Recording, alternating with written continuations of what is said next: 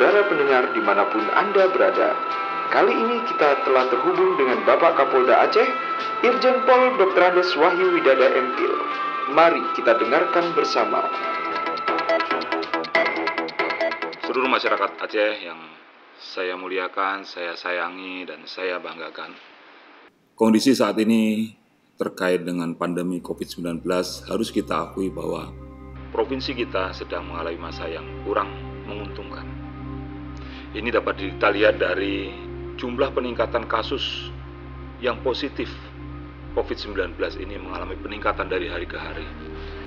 Tetapi peningkatan hari per hari setelah Lebaran kemarin menjadi sebuah hal yang harus membuat kita semua waspada.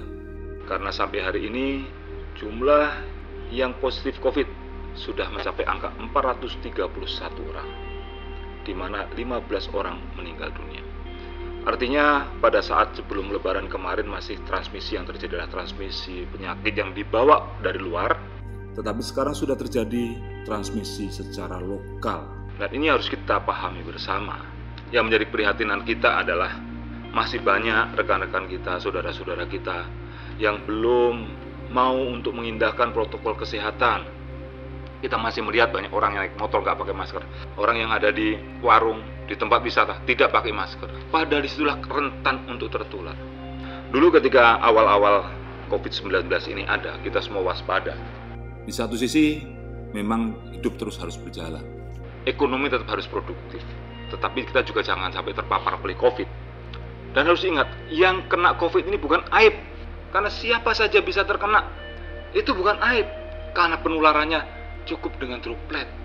Oleh karena itu, dalam kesempatan ini, mari kita sama-sama menumbuhkan kesadaran kolektif untuk sama-sama bergerak.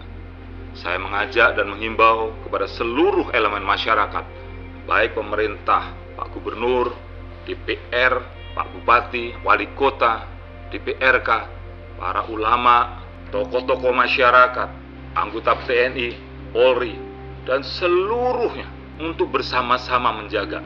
Ayo kita jaga tanah kita jaga masyarakat kita jaga rakyat kita, dan kita jaga bumi Aceh ini dari penyebaran virus corona.